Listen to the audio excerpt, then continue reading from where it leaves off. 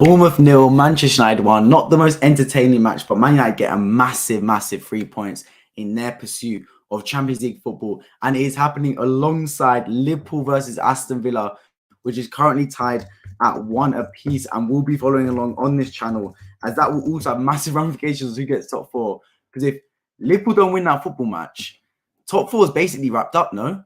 Like it's basically wrapped up. It's currently 1-1, meaning Liverpool are 3 points off Manchester United, with them having one game left in Chelsea. Man United having a game in hand against Chelsea midweek, alongside Newcastle also having a game to play extra. So Liverpool really need to find the winner. It's a 96 minute. They've got 3 more minutes added on. Let's see what happens, man. Let's see what happens in regards to Liverpool Aston Villa. That will be covered alongside on this channel. Yeah, speaking of this game, I thought Man United did what they need to do, right? I think Bournemouth are on the beach. They're safe under Gary O'Neill. They're completely fine in that respect. Man United came here and they knew that they still had to get a big win.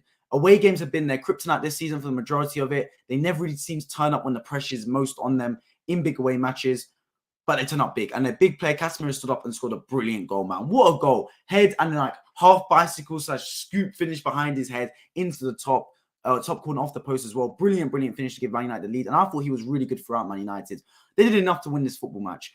I don't think Man United were at their fluid best. I don't think at one point they were dominating, but throughout the match, they were solid, man. They were really good. Everything about that game led me to believe that they deserved to win that football match. Not at one point did I think they were out of control of the game. Not at one point did I sit there and think, ooh, hang on a minute. Bournemouth can get back in this. They had chances, Bournemouth, but for the majority of the game, Man United remained having a chokehold over it, and they were calm and composed throughout. And it was a fairly simple game for them. I have to be honest, a fairly simple game. The big thing is now, is this result going to translate to top 4? Because as we speak, Liverpool Aston Villa is currently still 1-1, 97th minute. Time is piling on and on. Let's see what happens, man. If Liverpool, of course, don't win that football match, top 4 is basically wrapped up. Basically, it's not mathematically impossible, but it's basically wrapped up. So as of now, Manchester United are getting top 4, which is exactly what Erik ten Hag needed, man. Exactly what he needed. Look at Man United this season, right? At the start, before the season started, they had one of their worst seasons in recent history. They were absolutely terrible. They finished 6th, and deservedly so. They were miles off the pace of the top 4.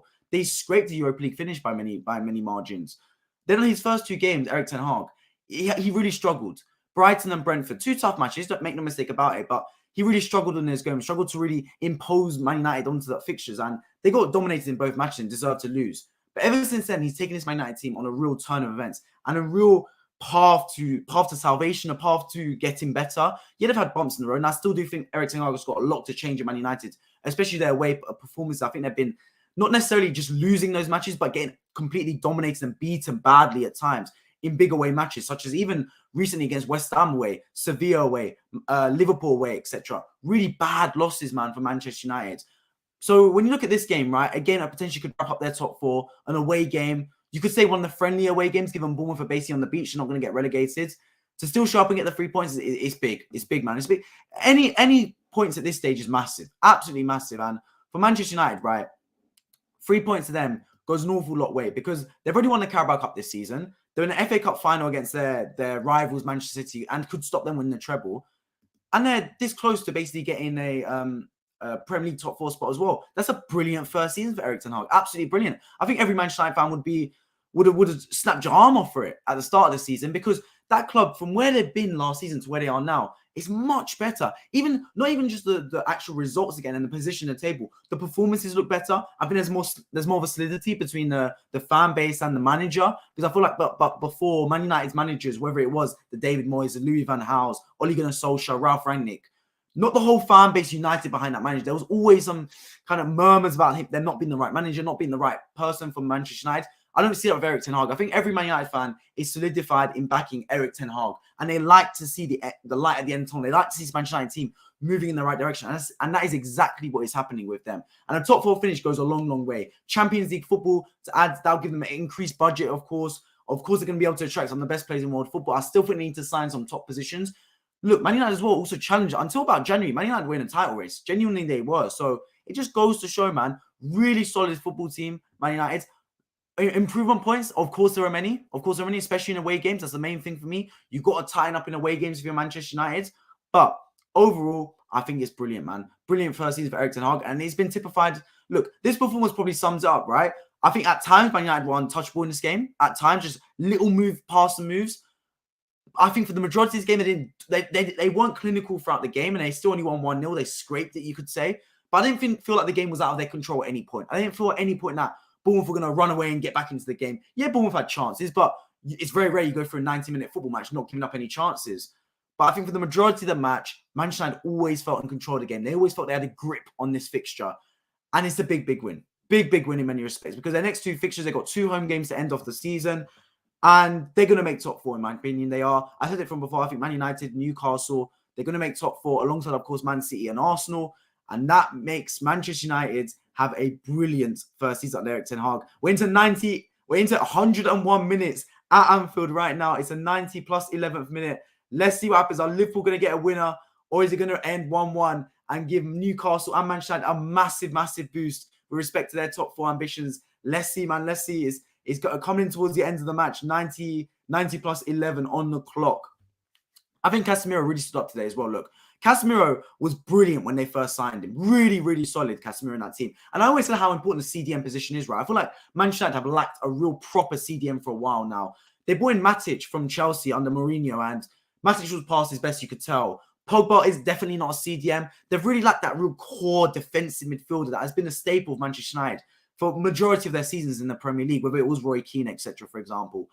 But Casemiro's really brought that stability back, man. A real world winner. He knows what he's doing in the big moments, Casemiro. And today, when they needed him most, he popped up with a goal and was influential throughout, man. I mean, look, the goal he scored, Casemiro, right? I feel like Man United could have scored other goals in that game, but he scored a real tough goal, man. Real tough goal to score as well. But he got the business. And it's full time. It is full time at Anfield. Liverpool won, Aston Villa won, meaning Liverpool drop points in pursuit of the top 4. And Manchester United and Newcastle both sit on 69 with 2 matches to go, whereas Liverpool sit on 66 points with 1 match to go. So top 4 is basically wrapped up. If either Manchester United or Newcastle even get 1 point from their remaining 2 fixtures, they will get top 4. What a massive, massive 2 hours it has been for Manchester United, man. What a massive, massive 2 hours. Newcastle as well will be celebrating up north. Congratulations to them. They are basically this close from reaching top 4 as well. Congratulations to both those teams, Manchester United and Newcastle. Commiserations to Liverpool. Just missed out on top 4. It seems, look,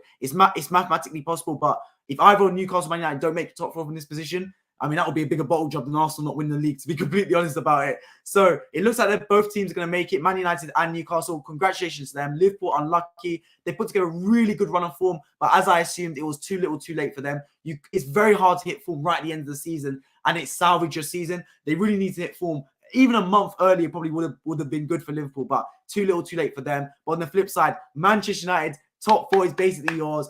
Brilliant, man. Absolutely brilliant. I know it would have got nervous, especially when you lost to West Ham, for example. A lot of fans would have been thinking, ooh, are we going to capitulate? Are we going to bottle it? But they stood firm, Manchester United. Congratulations. And they deserved it. Look, I think throughout this season, Manchester United, bar their first 2 games, throughout, they've been really solid, man. A really good first season under Erik ten Hag. Yes, there's some things he needs to tighten up on. For me, away games in particular. I think at Old Trafford, they're really good. Genuinely, they've got big wins against Arsenal, big wins against Liverpool, big wins against Man City. Old Trafford is kind of like a fortress for Manchester United. I have no problem with their performances at Old Trafford. Their away games, though, they look a bit feeble. They look a bit passive. That's why it was so important to win today, right? Like, it's kind of ironic that away form has kind of let Man United down this season, and home form has saved Liverpool this season. But when it mattered most, the home form deserted Liverpool, and the away form, Man United seemed to pull out a result out of nowhere with it. So it's kind of ironic in that sense. But big win today, man. Bournemouth, where you could say it was a friendly fixture given Bournemouth are basically on the beach. But even despite that, it's still important to get the win, man. A 1-0, a really hard-fought victory, and it basically secures you top 4. You've got Chelsea coming up, and then on the final day, what is Man United's last fixture? It's at home as well, I believe. We don't know if Man City are away that day. Man United's last fixture, they've got Chelsea at home, and then they've got Fulham at home as well. So 2 friendly fixtures at Old Trafford. I'm inclined to believe they'll get at least 1 point from those 2 matches out of 6. And there we go. That will wrap up Man United in the top 4. And then this comes the question, right? Man United to get top 4, Man United to get Carabao Cup. Who's had the better season, Arsenal or Manchester United? Here's my thoughts. I'm going to get into your comments as well, by the way, in a second. So anyone that's just tuned in right now, 34 people watching, 47 people watching right now. Let me know your thoughts in live chat. I'd love to hear it with you. A Man United fan, Liverpool fan of any football club. Let me know your thoughts on this game, on this season. I really want to hear it. But yeah, who's had the better season, Arsenal or Manchester United? For me, I think If Man United don't win the FA Cup final, I'm going to say Arsenal, just because I think the progress Arsenal's made has been better. And I don't really classify Carabao Cup as a really major trophy in that respect.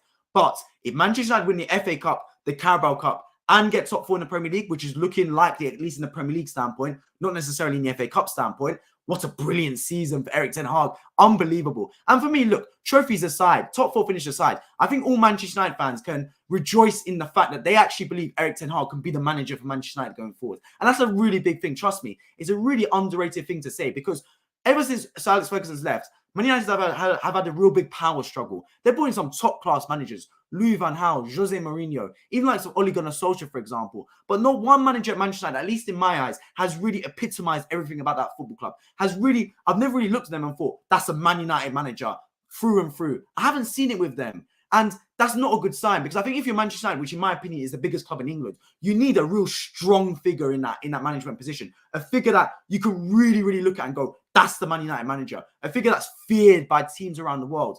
And they had it in Mourinho, but he didn't really, for me, prove to be the top Man United manager. Look, Mourinho is a brilliant manager, but he's not a Manchester United manager. Whereas with Erik ten Hag, I wholeheartedly believe that man right there is a Manchester United manager. Everything about him. I think the way he conducts himself is top. He's really class manager. The way he dealt with the Ronaldo situation as well. I mean, Arteta gets praised for the way he dealt with the Aubameyang situation, but Aubameyang to Ronaldo is a different kettle of fish. Like, Cristiano Ronaldo will go down as one of the greatest football players of all time, an icon to generations. But the way he dealt with that was such class and such poise, despite the fact that Ronaldo was throwing a tantrum and really actually acting quite childish at times, Cristiano Ronaldo. I hate to say it, but it was true at times. But throughout, Erik ten Hag never lost his composure, never sat there and slewed the man, never sat there and called him, what's the word, like, not unsportsmanlike, or never said he didn't represent the badge well. Just kept his composure, kept his cool, and got him out of the club in the most amicable way possible. And since then, he's really grown. Look, he's made some signings that I believe won't necessarily be the right signings for him. I don't think Anthony will mold into the right winger at Manchester United needing to be. I do think he's made some good signs as well, Casemiro, for example.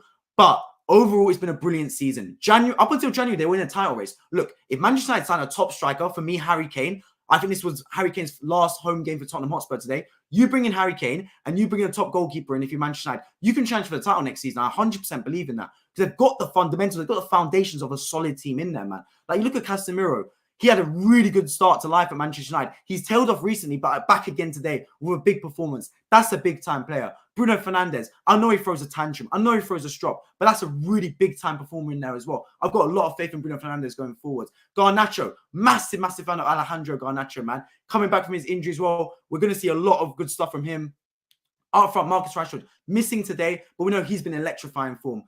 So I look at Man United and I really see a team that going forward can be really good alongside a good manager. And I reacted to the Tottenham game earlier as well. By the way, 106 people watching right now. Make sure you subscribe if you're new. I'm going to get into your comments in just a second. Let me know your thoughts in live chat. I'd absolutely love to hear it. My next reaction will be later today for Nottingham Forest versus Arsenal. Another massive Premier League clash. Less so for the title, but definitely for the relegation battle as well. But yeah, I spoke about Tottenham earlier, right? And I said the biggest thing about Tottenham is I see a misalignment between the fans, the players, and the coach. They're not all aligned in the same path. They all have different ambitions. With Manchester United, right, for the first time in a while, I actually see a club that's kind of aligned. I think the fan base are behind Erik ten Hag, the players are behind Erik ten Hag, and Erik ten Hag is behind the players. It's all just a happy little marriage there. And that's a really good sign, because once everything is aligned on the same path, then you can start to go forward, right? It's very hard to progress as a football club when you see a divide between the fan base, when you see a divide between the players and the coach, when you see a misalignment with the football club, it's very hard to push forward. Everything needs to be pushing in the same direction. And I think Manchester United are finally doing that. Look,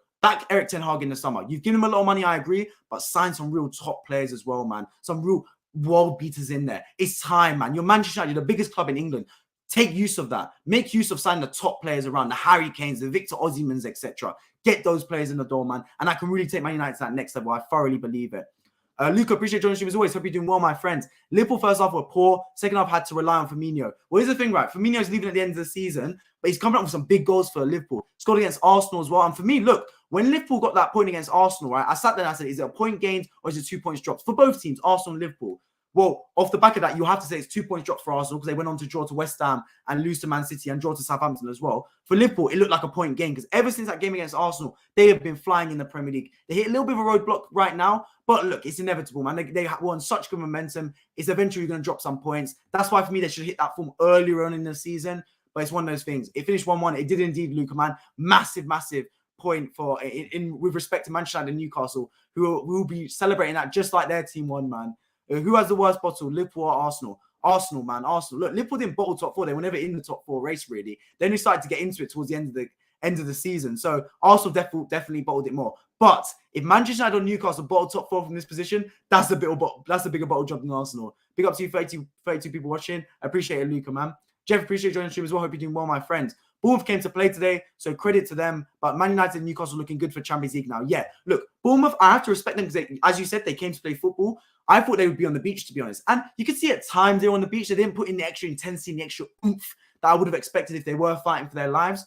But still, I think it's been a brilliant job by Gary O'Neill, one of the most underrated managers around. Got to give him his flowers. Look, a lot of people were expecting Bournemouth to be dead and buried, just like Southampton, but they've really turned that club around, man. Really turned it around. There was a position where they were dead and buried, and now they're going to be safe with multiple match weeks to go. Really good job. Let's see if they can build it next season, though, because it's only so good to survive this season. They need to bounce and improve season upon season upon season. That's what's got to happen if you're Bournemouth. Trust Gary O'Neill, get the right recruitments in the door, and keep building, man. And on the flip side, Manchester United and Newcastle, brilliant for them. I mean, Newcastle United, right?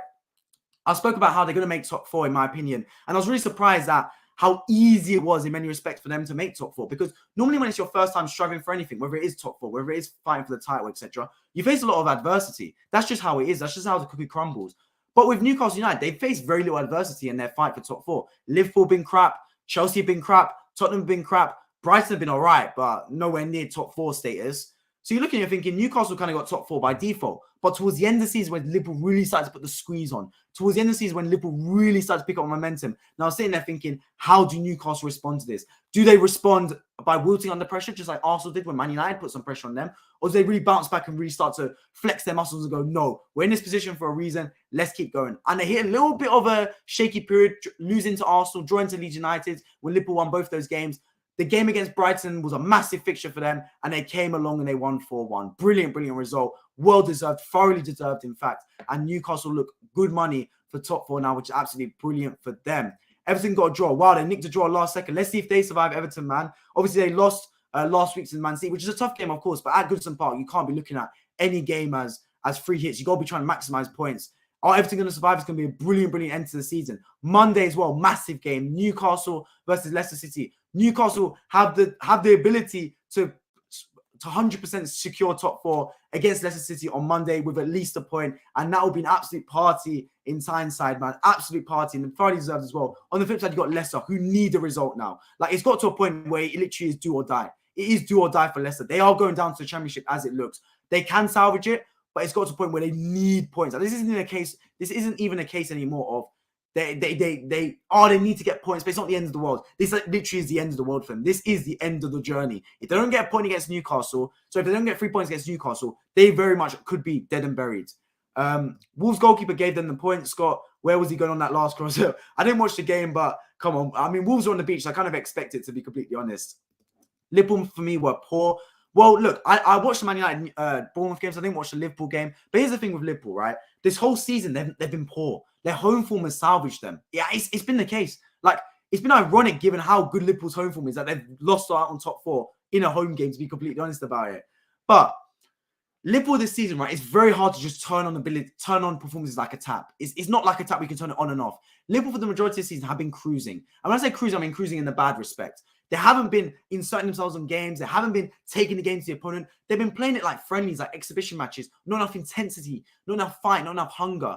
And when the season started to reach the climax point, when it started to reach the run-in, Liverpool suddenly hit some momentum. They got the point against Arsenal and really started to galvanise the team. They started to adapt the formation, bring Trent Alexander-Arnold into midfield, and they got some joy through there. They started to find an 11 that worked. Suddenly there was less injuries around as well, and they really started to click into gear. They were getting big, big wins as well, away and home, by the way. No games easy in the Premier League, so the fact they were able to string together so many results in a row was a real plus point for Liverpool. But then again, when it mattered most towards the end, not enough steam. Like I said before, if the Premier League season lasted 5 more matches, I think Liverpool would have made top 4 because I think their form was looking really good. Their momentum was looking really good.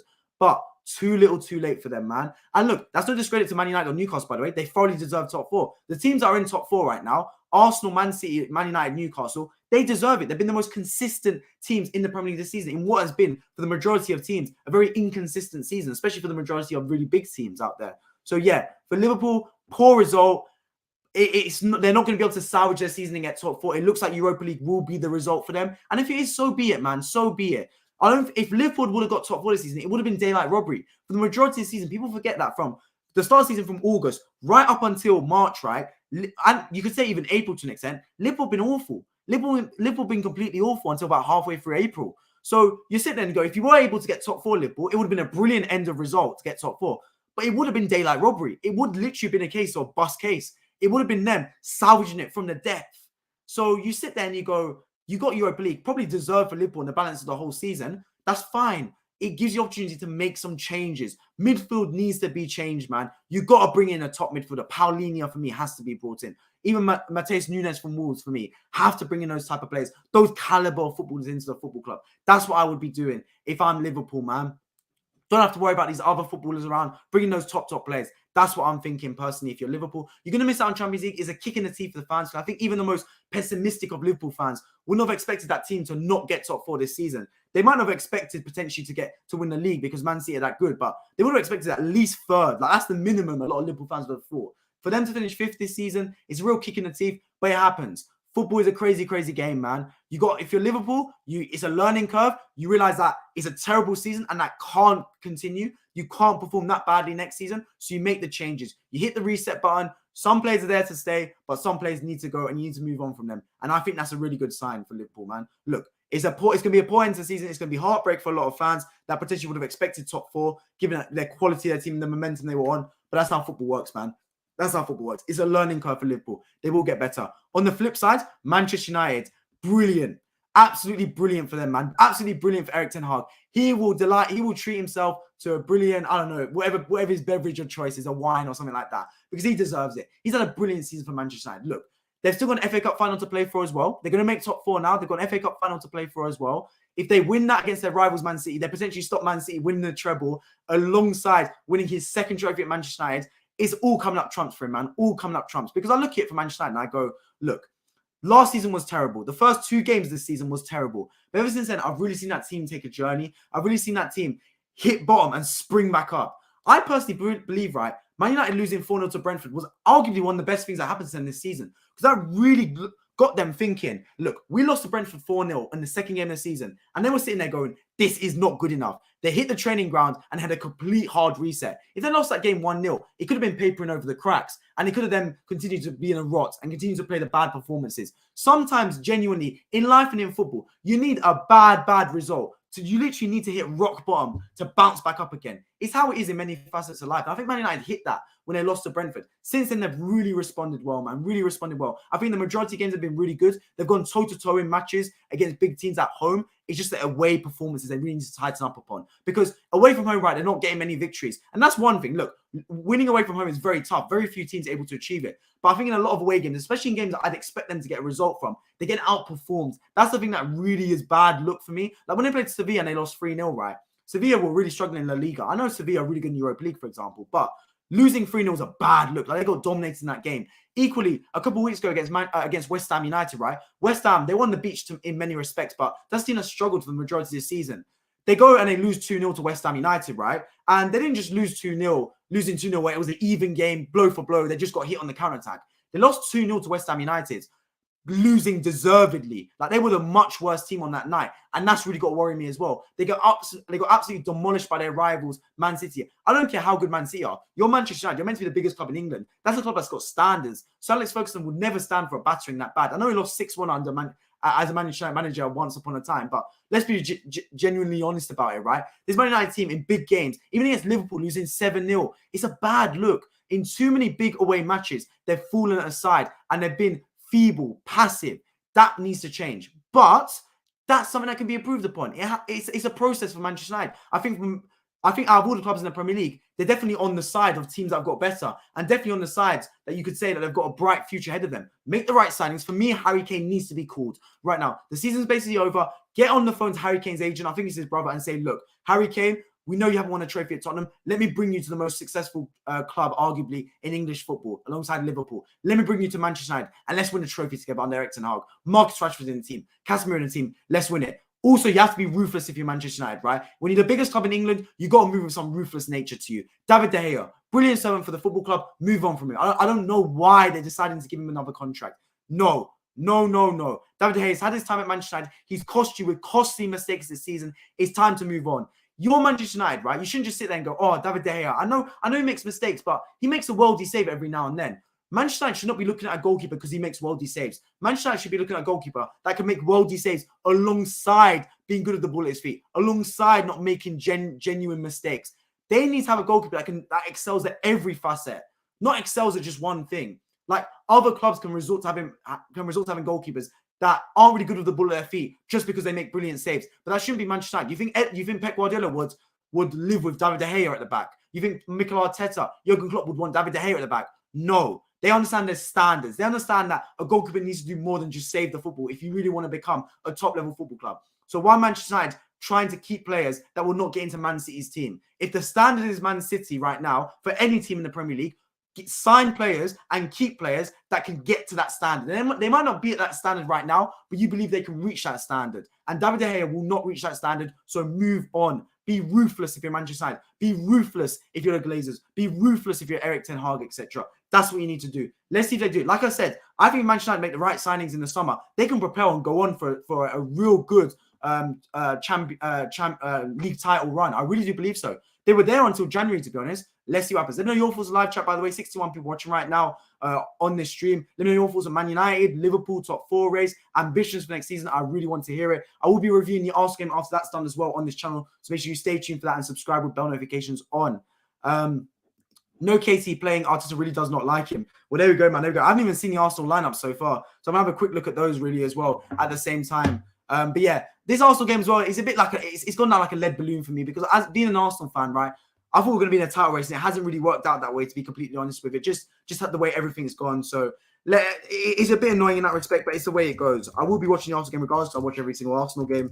But yeah, let me see the Arsenal lineup quickly because I didn't even get to see them, see who was playing for Arsenal. I understand Zinchenko is out alongside Martinelli for Arsenal. So for Arsenal, it is Xhaka at left back. Wow. Xhaka at left back with Gabriel, Kivior, Ben White. We've got Ødegaard, Jorginho, Thomas Partey, Saka, Jesus, Trossard. So, wow. Yeah, you're right. Arteta does not like playing Kieran Tierney one bit, man. That's true. That's for a fact. Wood got his first goal, 2-2 draw. Well, there we go, man. There we go. Joel Wood, big up him for that. Xhaka is a defender. Well, let's see how it works, man, because he can play left back. He can play left back for sure. Arteta is taking the piss. Well, let's see, man. Let's see. Glory United. Ultra Kai Runas. I hope I pronounced that right. Appreciate joining the stream as always. But yeah, man, there we go, man. Man United getting top 4, basically. It's not mathematically impossible for Liverpool to get it. But look, all Man United needs is 1 point for the next 2 home games. It's probable they will get top 4. And big up them for that, man. Big up them 100% because they've done a brilliant job this season. They have. Obviously, not everything has been perfect for Manchester United this season. Yes, there's been bumps in the road. And yes, the Europa League especially would be a real kick in the teeth for them, given how they would have expected definitely to at least reach the final or something, especially given the fact they had Sevilla, who I know are really good in the Europa League, but in La Liga were struggling. But regardless, I think Man United have had a really good season overall. I see real good signs of a team that's progressing. I see real good signs of a team that's got light at the end of the tunnel. I see real good signs of a team that's getting better and better week in, week out under Eric Ten Hag. And that's the main thing, right? Because under our previous managers, Man United, I really didn't feel like I had any direction. I felt like they were a team that's scraping results. Even when they finished second under Jose Mourinho, he came out and said that was one of his best achievements. What does that tell you? They weren't a team that finished second, challenging for the title. They were a team that scraped second place finish in many respects.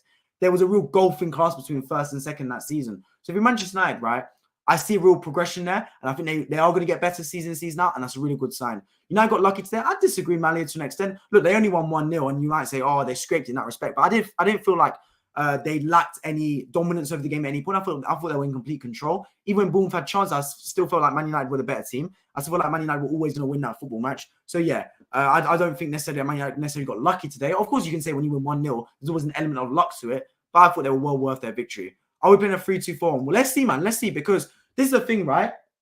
Stones plays left back / right back for Man City, and he slots into midfield. So maybe Arteta's going for the Pep formation as well. That's what I would think. Jorginho, Xhaka, and Partey, 3 very defensive-minded midfielders / centre back / left back in there. So let's see.